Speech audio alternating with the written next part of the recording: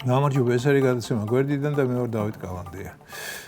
მეგობრებო, მორიგ ბანალობას მოგახსენებთ. ასე მგონია, რომ ყველა ადამიანს წესითა და რიგით უნდა ჰქონდეს ესეთი ჯანსაღი პრინციპები, რომ მათი დარღვევის სურვილი არ უნდა ჰქონდეს, რადგან ეს პრინციპები მისი ზნეობის კოდექსს წარმოადგენენ. უხსენებელ შავ სამყაროს, რომლისადმი მე არანაირი სიმპათია არ გამაჩნია და ვგმობ, მასაც რაღაც პრინციპები და კანონები აქვს, რომლის დარღვევა და უარყოფა ცუდ შედეგს იწვევს.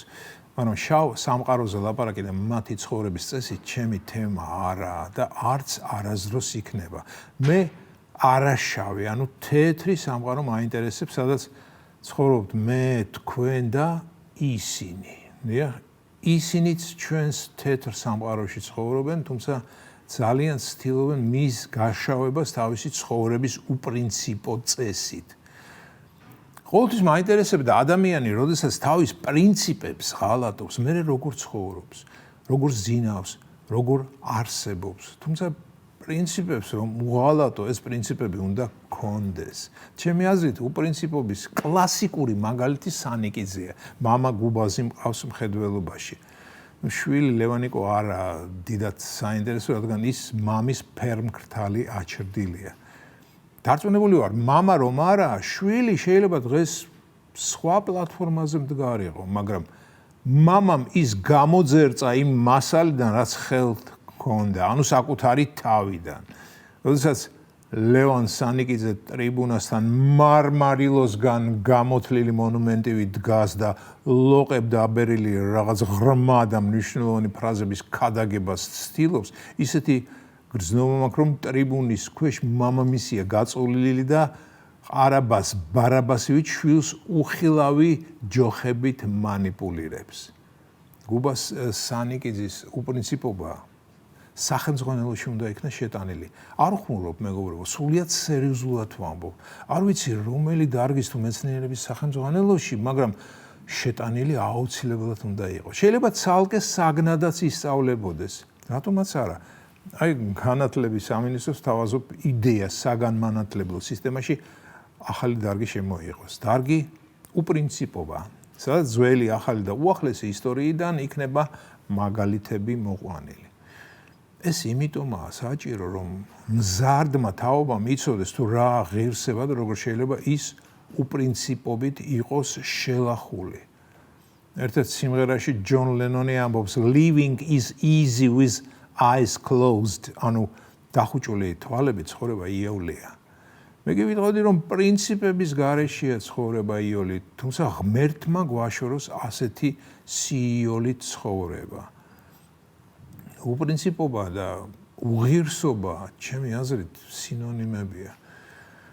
ბოლო დროს ხშირად ვფიქრობ მამებისა და შვილების ურთიერთობასა და ერთი მეორეზე მათი გავლენის თაობაზე. ზოგჯერ მაქვს იმედი, რომ უპრინციპო ცხოვრების წესი მქონე მამების ოჯახში შვილს აქვს შანსი, რომ სწორი გზით იაროს, რადგან უნდა ხვდებოდეს, რომ მამა არაა მართალი და ასე ცხოვრება არ შეიძლება.